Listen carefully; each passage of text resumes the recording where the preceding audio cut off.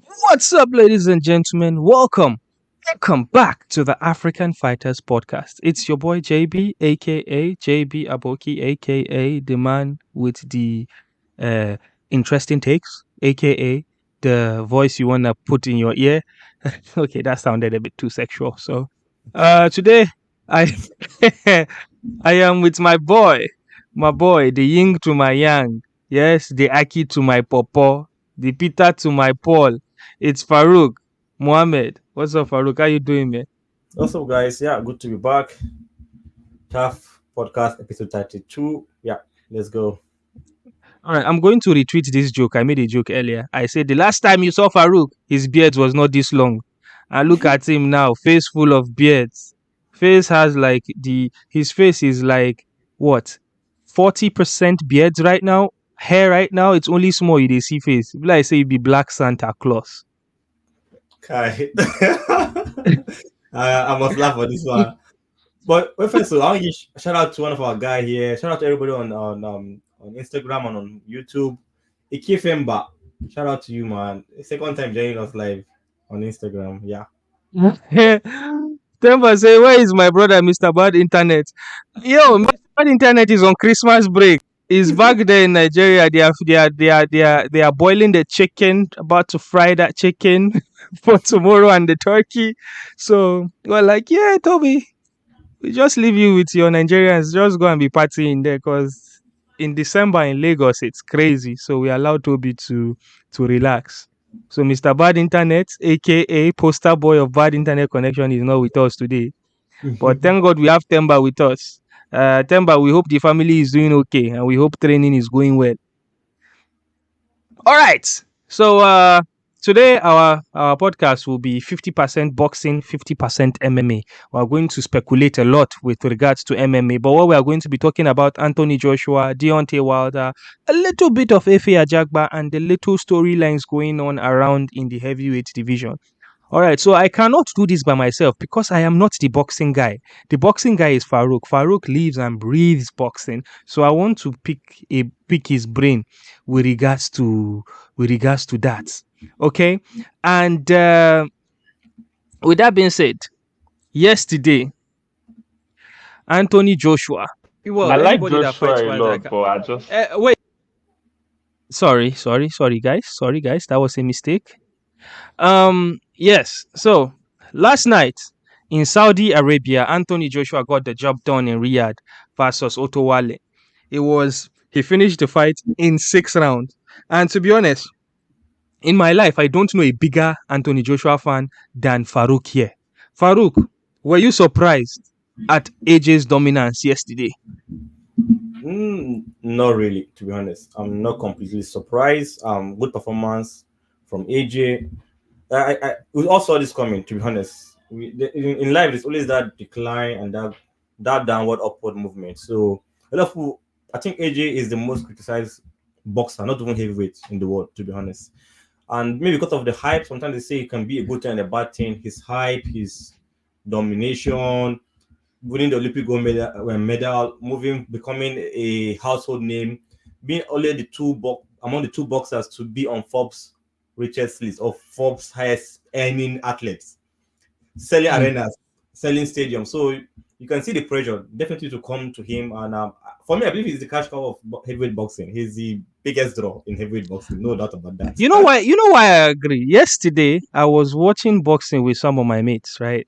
And I was telling them before AJ come, I was telling them like AJ is somebody that they took to the lab and they fix him for publicizing him for marketing, because he's the most marketable fighter. It was just after he lost to Usyk that we started seeing AJ dropping the F bombs and saying F word. We never saw any of that. We just thought that AJ was like a proper Englishman. And I remember yesterday when I was telling my mates, I was telling them like, yo, AJ was a thug in the street. He spent some time in prison. They were like, what? And no way that happened. So like, this performance has brought him back. And another thing I have to say, when it comes to swag, in boxing, he is the cleanest. His robe is, if he's wearing a white robe, it's going to be white without any distraction. Maybe the Under Armour logo and his beautiful Anthony Joshua logo. That's it. If he's wearing shorts, it's either black or white. There's nothing in between. Everything clean, crisp. I'm telling you, everything packaged for big brands. And it worked for him the longest. And obviously, when you mentioned that he was achieving a lot of success, and now what he's going through, he's trying to rebuild that confidence. And to be honest, I would say in the confidence building process, I would say he has started achieving that savage that we knew when he was undefeated, when he Yeah. used to bite his mouth guard and go for it. Because we saw him doubting himself a lot against Ruiz the second time when he came to fight Ruiz. We saw him doubting himself a lot when he fought Usyk first round, first time and the second time as well. We saw that even this year he fought 3 times. His first 2 fights, we saw him doubting himself. But yesterday, you could tell even from the build up, from the fight, from the press conference, he was a bit too chill. Even the entrance, I swear, when he was doing that his workout, and it was just him, literally no corner men behind him. It was just him walking. I was telling my mates, I was like, yo, this guy is too calm. But when it started, man, it was clean. I would say this is the best I've seen him look in a very, very long time. Um, I didn't know what to expect. I thought he was going to take it to unanimous decision because that's what he has been doing recently. But to see that finish and the way that Wallin quit on the stool, I found it very, very impressive. Also, to think about what we saw in the co-main event with Wilder, which we will get into, but that even made him look even more and more better. But what talking points are you looking at around here? What do you think that the critics are going to say this time? Because they are going to come back and have a new narrative. What new narrative are they going to have about Anthony Joshua?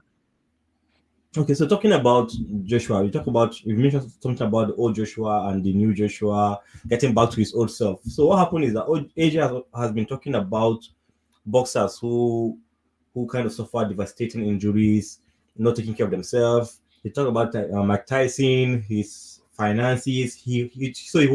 I think he is looking at previous history, previous boxers, trying to see how he can make good use of his money, how he can also be healthy after boxing. So I think that's one reason why we saw that Joshua, who is not that aggressive in recent times, after the Andy Ruiz knockout that concussed him a little bit, he's like, oh, I have future after boxing. I need to use this money well. So, but now we're seeing that age. I think also has to do with the mentality, the people around him, the coach. Because you see, after losing to Usyk, this is his third coach. He was with the Mexican guy. I can't remember his name. Something Garcia. I can't remember the first Mm-hmm. name. And he left that guy. He went to US with his recent coach, the coach of oh my god, I can't remember the guy name. Okay, and now his It's new coach, okay. Go ahead. Ben Davison, which is former Tyson Fury's coach. So I think there's this click with he and Ben Davison in the UK. He's at home, and also another thing people are saying. You mentioned his critics. His critics are saying that AJ was confident or came out confident, knowing that he has this guy. He knows Otto Wallin too well. He defeated him twice in amateur. They've been Spence. Okay, Aaron Spence coach. Yeah. So he defeated Otto Wallin twice in amateurs. He has been his sparring partners a couple of times. So that's the situation where you know someone too well. You know all Mm-hmm. their moves. You know in and out about them. So that's I know this guy. So a lot of people are now the critics are already saying that Wallin wasn't that good. It was cherry picked. AJ actually purposely chose Wallin. And the narrative before this was that AJ will not fight Wallin. He's talking Wallin. So you can see boxing fans, just like MMA fans, they are very unpredictable. And now they are blaming Joshua for why they're losing. We'll get to Wilder, but I think it was a fantastic performance. Well, I think this is a good way for us to jump into Wilder. Okay, Why okay. are they blaming? Why are boxing people? Why are they blaming AJ for Wilder losing? Tell me, please. It's just okay. The narrative is that there's a big community in boxing called the LDBC. These are the Mm-hmm. American boxing gangs. These guys are diehard Deontay Wilder fans. They are big PBC guys. It's like forming Mm-hmm. a court or forming a group. Like so, they support PBC fighters all through. So the narrative is Mm-hmm. that Wilder was at his peak before Tyson Fury fight, where he offered Joshua $50 million. Had it been Joshua took that fight, then we'll not be having this situation now. Instead of looking at Wilder's performance of yesterday and blame Wilder for inactivity, they are trying to blame AJ for delaying the fight. So they think AJ delayed the fight. Thank you, Scrap Legend. That's the narrative. AJ delayed the fight. AJ never wanted to fight. Even now, they were saying before the fight, AJ was skeptical. I wasn't talking about the Wilder fight. And I think AJ just wanted to focus on Otto Wallin fight. And one thing you need to know, they signed the contract before this fight for March. Yes, I was going to get to that. I saw it in boxing media that the posters were ready. The promotion materials were ready for AJ versus Wilder. They were just waiting for everybody to win, and AJ messed up by losing to Joseph Parker. And when we come... Wilder, not AJ. Wilder messed up by losing to Joseph Parker. And I have something to show you guys. Okay? Last week, I was talking about Wilder being a one-trick pony and he's going to be exposed. I was talking about, I just want AJ to be that person to expose him. And I'm going to show you guys a sound beat because this is my only I told you so moment. Okay? So listen to what I'm saying here. This was from our previous podcast. Wait, I think... Well, I like Joshua a lot, but I just... wait. No. Anybody that fights Wilder can get knocked out. But I think because of his recent performances, people are underestimating his actual boxing skill. And I feel like he can avoid being hit by Wilder, who a lot of people have criticized to be a one-trick pony. I think if he fights Wilder, it's going to be a decision and Anthony Joshua takes it. I don't see Wilder knocking out Anthony Joshua. That's my own. He's a one-trick pony, but only one person has managed to get past him. Okay. I think. Okay, so this was me last week. Oh shit! Oh, I flipped my camera. This was me last week, telling you guys that Wilder is gonna get exposed, and to be honest, yesterday was not a good look at all. There was when they got to the 10th round, he was swinging and missing. And his legs under him were not there. It looked horrible. It looked so amateurish, like someone that didn't know how to box. And this just made me think, does that mean that Francis Ngannou is a better boxer? Is a more skillful boxer than Deontay Wilder? Because Ngannou actually looked like a boxer in there. He's a boxer, not like he looks like. But wait, let's be honest. You guys, you're not giving me. You're taking the credit, all the credit. I said this 2 years ago. You remember our debate with Mayo? I've been saying this for years. Wilder is not good. You look at even. I don't want to go to Tyson Fury at the moment. For me, I think the best heavyweight of this era is going to be Usyk, and you will see what happened in February. We're going to see. I'm not going to rush. So are you saying that Usyk will beat Tyson Fury and then Tyson Fury and AJ will just come and do their money fight and leave Usyk with the titles? Yeah, I think Usyk will beat Fury. We're going to see. We're going to, because Fury is not as good as he was. I think Fury has improved. He has that knockout power, that knockout. But he's young. He's only 35 years old. Yeah, yes, but he has been fighting for a while, about 15 years now, fighting professionally. Although remember he's 2 years out of the ring and returning back. So, ladies and gentlemen, just so you know, Scrap Legends in our comment section says Usyk will beat Fury and Fury knows. But here's another thing about Scrap Legends. Scrap Legends is also Yagi, our boy Yagi. Yagi has refused to come to our show so many times. He's a big boy now. He's bigger than our show. Yagi, I beg, come out order your big boy. It's 30 December. Get in here. Let's chat about fights. But regardless, shout out to Yagi, man. He's always on here in our live stream. Yeah, another comment here by Yagi. Also, I don't know if you've seen that. That's on the screen. Why didn't Saudi Arabia make the fight with Joshua? So a lot of people say a lot of things about this fight. It's very hard to kind of dissect boxing inside, because while they have not fought 2 years, Saudi guys want to make, this Riyadh season, Saudi Vision 2030, they want to keep boxing going. Boxing in Saudi will continue for the next 5 years. So they're not in a rush to put out. They have the money. Let's build this like a tournament format. The best meet the best. So, and why they're looking at the money is like, okay, this is a good way for me to come back. Why has not fought in over a year? His last fight was against Selenius, which AJ also knocked out in the 6th round in 1 round.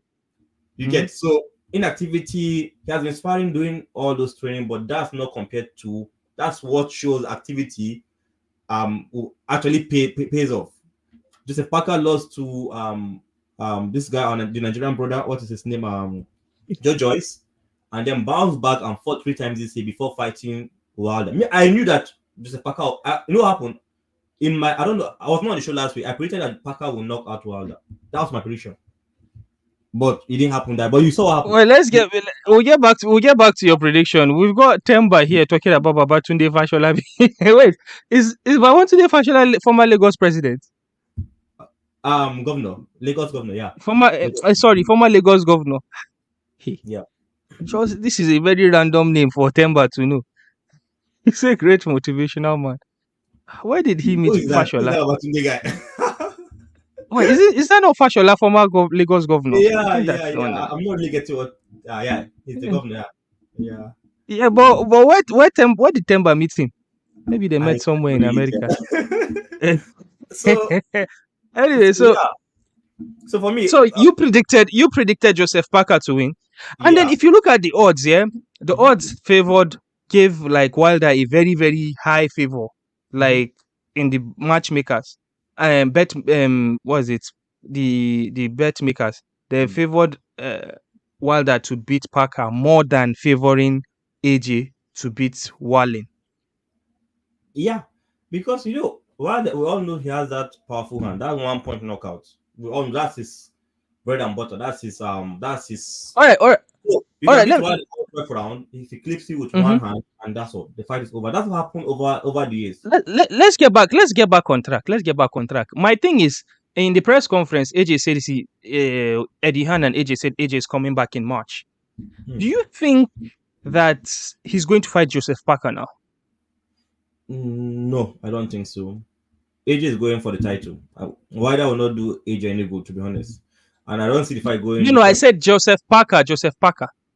Yeah, sorry. Yeah, I mean, I say, yeah, AJ, I don't think AJ need that fight. I don't think that fight will do any good for AJ now. Getting his way back to the title. So I think the fight I want to see AJ in is going to be one of two, Filip Hrgovic, who is the IBF #1 mandatory, or Zhilei. These are the two fight the fans we want to see. Anybody knows Zhilei knocked out Joe Joyce twice. This will be a banger. These two fighters, and also another guy. A lot of people were criticizing that AJ wanted to fight Ajit Kabayel. I don't know if you saw the fight against Makhmudov. Did you see that fight? Oh yeah, he finished Makhmudov with body shot. Another undefeated fighter, 24-0. Currently now, after that fight yesterday, he's currently ranked number 6 in BoxRec, ahead of Zhilei, Joe Joyce, Filip Hrgovic. He's a very, very good, and he has been boxing since 18. Since 2007, he started boxing professionally. So Ajit Kabayel, another good fight. So I want to see AJ in these 3 fights, hopefully next year. Ajit Kabayel, and then maybe Hrgovic for the title, IBF title. Because what will happen is that likely after the undisputed, IBF will come in and say, "Give us the belt." We've got Scrap Legend here with an interesting question. He's saying Tyson Fury's resume now suspect. I think he's leaning towards how Fury defeated Wallin. I think he took unanimous decision after he busted face of Tyson Fury. So like the way AJ made it look easy. Do you think? And then Fury beating Wilder, who is not what? Do you understand what I mean? Look at what Wilder is today. I agree with look at what everybody Fury has fought. Look at what they are today. I agree with Scrap Legend in terms. Okay, sorry, make a point. In terms of the point is done. Yeah, go ahead. But Fury, I get where he's coming from. Fury has fought about 2 guys rematch. He fought Chisora 3 times. He fought Wilder 3 times. So it's also suspect, to be honest. We want to look at it realistically. But time will tell. Against Usyk, that's what will actually define who Fury actually is. Because, to be honest, when he fought Wallin was even younger. He wasn't that experienced. That was 3 years ago. Or 4 years ago, 2018. Wallin has fought 6 times. After Fury fight, he has been on the 6-fight winning streak. Improving, maturing. He's 33 years old. And look at what AJ did to him. So that is why I can see where Scrap Legend is coming from. If Wallin can do that to Fury, but then another thing we need to say about Fury, to be honest, not to be biased, Fury was not a puncher then. People called Fury pillow fist at that time. I don't know if you watch boxing. That's what they call. That's his nickname. He cannot knock you out. Go and look at his resume. All his fight was on points. Was during the wider fights. We now saw Fury the ferocious puncher, knocking out people. So he knocked out Dillian White. He knocked out Chisora. He knocked out Wilder twice. So I don't want to call him suspect, but I think he's not as great as we think he is. For me, I believe Fury is not the greatest of this era. That's my argument. I think 2023 has not been a good year for Fury with the narratives of him being like the best boxer of this generation, because like even his fight with Ngannou was testament to like, yo, look at what an MMA guy did to Fury, Tyson Fury. I believe that supports what Scrap Legends is saying. All right, I'm going to there's a lot of narratives to go through. There's a lot of things to discuss, but I want us to move forward. I want us to talk about Efe Ajagba. You added this to our notes, saying Efe Ajagba now, his rankings have moved up in boxing rec, and he is in PBC, or is it in PBC? In which ranking it is that he is ranked higher than now he's ranked higher than Wilder after Wilder took this L. Do you think it's time? It's time for Efe Ajagba to actually make that step up. Yeah, I think it's time. I think the fight against the fight he lost Sanchez, Frank Sanchez, that was in 2021. After that, he bounced back and he fought 4 times in the last 2 years.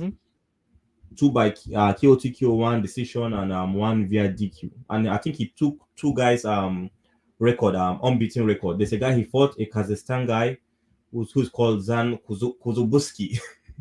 The guy was 19-0. If Ajagba destroyed him, he was giving Ajagba low blows several times, and he lost the fight. Oh, that's a low blow guy. Yeah, that low blow guy. He was undefeated from Kazakhstan, and very. He was knocking out everybody. I think he had 18 knockouts before Ajagba fight. So I was looking at that fight to be one of the classic fights. So Ajagba need to step up this time around, like we just talked about in BoxRec. He's currently ranked number 5 behind Frank Sanchez and Makhmudov. So I think that Frank Sanchez fight can be a good one. I don't know.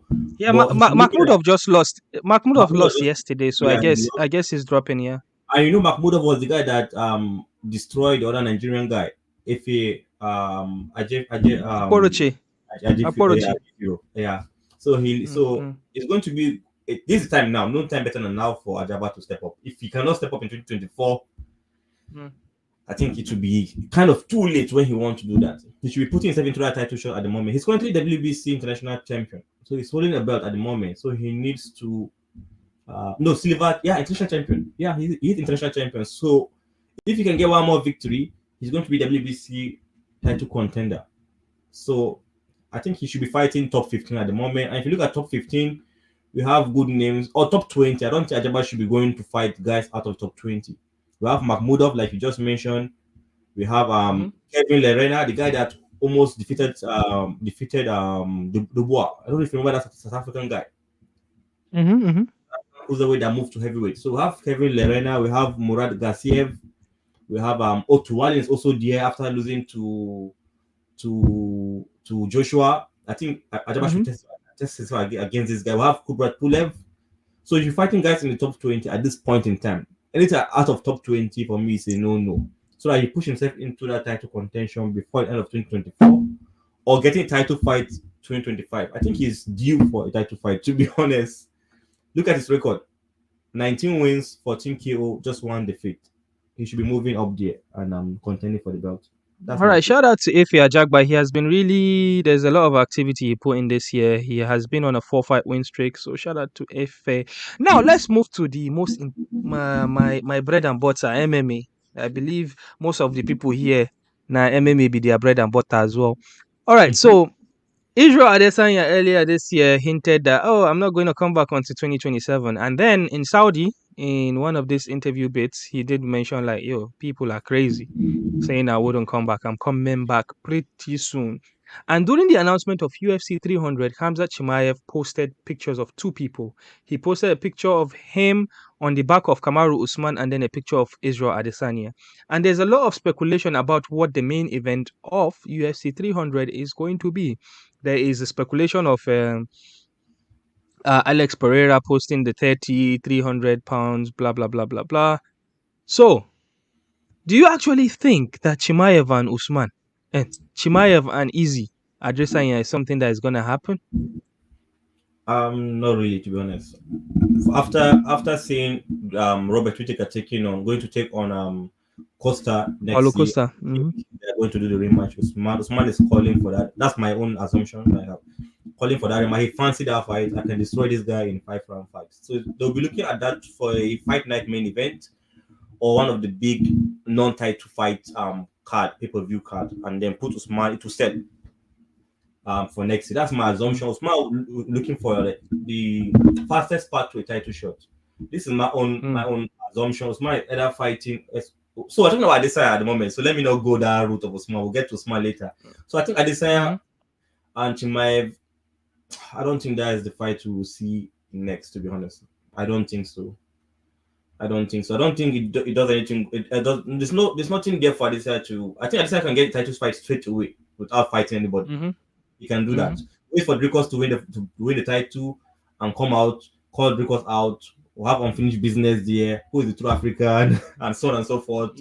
Something can happen there. Maybe that may be. Yeah, I agree. I think Yeah, the Chimaev fight is bullshit because Chimaev had surgery, didn't he? And they cannot start putting fights together with speculation of waiting for him to heal, with him while he's still healing. So I think it's just the thing that Chimaev likes doing. He understand MMA casuals like jumping on every little tidbit, and I don't think a fight will be announced with an injured fighter.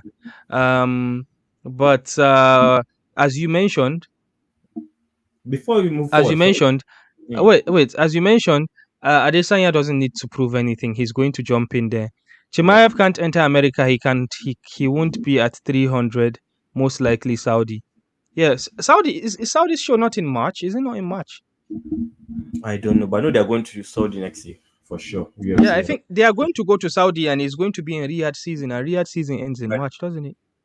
Usman will ask for a rematch, and we will get it against Chimaev in Saudi March 2. That's Very going to be an likely. interesting one. Very Usman likely. Very Chimaev likely. main event in Saudi. Good prediction by Scrap Legend. I think that's Scrap probably Legend. Scrap Legend also say Easy will fight Dricus if Dricus wins the belt. Yeah, even if Dricus doesn't win the belt, Easy has done enough to get a retitle, a rematch. second fight with Strickland, due to Right. the fact that he accepted to fight Strickland on a short notice. So Strickland will be indebted to that, and the UFC will definitely give him. Alex Post means he will fight Aspinall. Yes, there is that, but man, that is making me salivate. I would love to see that, Also, because so one thing we know is that we will not get to see the judges if that actually happened. And but then here's the thing: if Pereira actually wins that title, that's it. The conversation is done. I don't believe so. I don't believe so. He's the most fast-tracked fighter ever in the history of combat sport. In the UFC, MMA, not So combat sport. that's So so that's I think UFC will do themselves more harm than good if they give Pereira another title shot in another division. He needs to defend his title. He could not defend once in middleweight division. So that cannot be a goat. He's not even up to easy level. I know fine, they'll say, fine, fine. We should not start. We will not start the goat let's not conversation. go there. Let's Let's not go leave. there. Let's leave it. All right. Next one. What are Dricus Du Plessis' chances against Sean Strickland? I think a lot now. I favor Dricus now.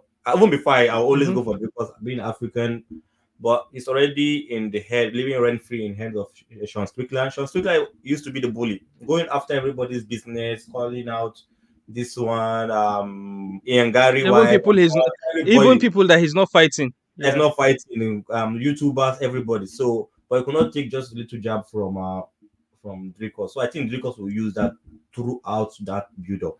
And Dricus, forget about seeing Dricus being humble. He's a humble and a very, very snaky guy when it comes to blasting you low key. And when it comes to the fight as well, he's going to bring his unorthodox style, and I think he's going to submit Strickland in this one. I don't think it's going to be a knockout. It's going to be a fascinating one to see because Strickland looks better Yeah. in the stand up than Dricus, but Dricus is going to brawl. So Yeah, I think Dricus, I agree with you. Dricus is going to make it a bit dirty. He's going to close yeah, the gap. Because first of all, even if he stays outside to fight, like if he stays outside range to fight, he has a longer reach than Strickland. Strickland is good with his hands, but he's not good with his legs. Dricus can actually even kick him in the And kick. head Yeah, you because kick he's him. a kickboxer. Yeah, So you kick. if you look at it skill for skill, it looks like Dricus basically checkmates everything. Yeah, overall, Dricus Um, is a better MMA fighter than Strickland, in my opinion. Yeah. yeah, we'll see. We'll see. Shout out. We'll do a deep dive when it comes closer to that fight.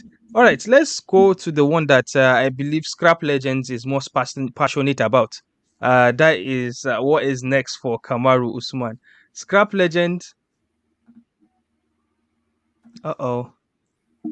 I lost Farouk there, guys. All Yeah. right, so I'm gonna Farouk. If I say your camera don't go black, cool. But I'll continue chatting until you get your stuff together. Okay. So what is next for Usman? So Usman posted uh, on his Instagram story about rematching Chimaev if people would want to see that. So obviously there's already speculations that would happen. According to what Scrap Legends is saying, it's likely going to be in Saudi. We don't know, but we shall see. But if you put Chimaev aside, that we've already established, what is really next for Usman? Because is he going to choose to stay in the middleweights? If so, who is he going to fight? Because we can see that Whitaker is going to fight Costa. So that Whitaker fight that people were speculating is no longer there. If you take Usman to back to the welterweights, Leon Edwards is still champion.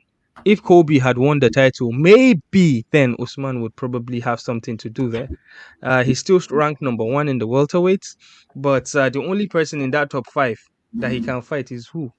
To get an upper to get an upper trajectory to the title is only Shafkat or Bilal Mohammed, and we know Bilal is lined up to take the next title shot against Leon Edwards.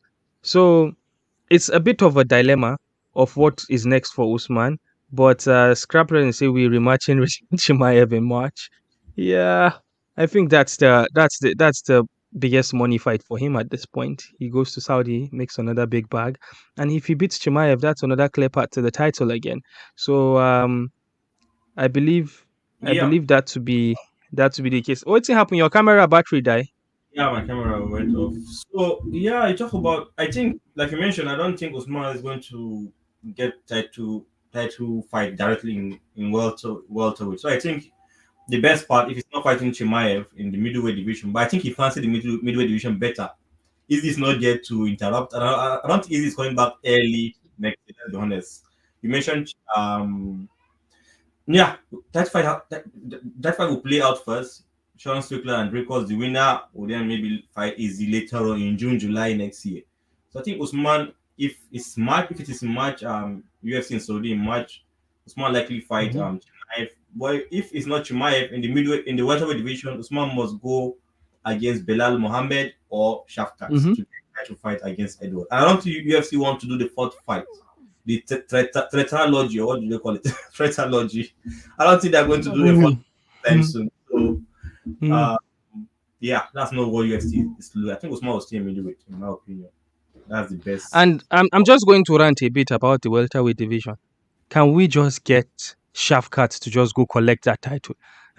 Because I swear, Are you tired of Edwards at this point in time? I'm tired of Edwards. I'm tired of Bilal Mohammed, right? Because both of them, if two of them were bundled as one fighter, then maybe that will make sense. Because Edwards has a very, very good stand-up, very exciting fight style, but he is a boring fighter. I mean, a boring promoter. He does not know how to promote. I understand this is MMA, this is not showbiz, but there is still entertainment elements out there. You have to sell yourself. You cannot be just comfortable with just sitting out without fighting. And we know how comfortable he gets without fighting. He can choose to not fight for a year. He doesn't care. I think that's He's the too part chilled. I hate the most. Forget about the trash talk, not knowing how to sell and all that. If you can come and do if this work is speaking for himself, imagine throwing that head kick against Usman and doing that fancy knockout. That'll be enough to sell the fight for Edward. But apart from that, he doesn't want to fight. Edward is happy to sit down and wait. Remember what happened before he got the Usman fight? He was waiting for almost a year. When yeah, I don't know if I was speaking to you, he was forced to fight Chimaev at some point in time. He was up the rankings.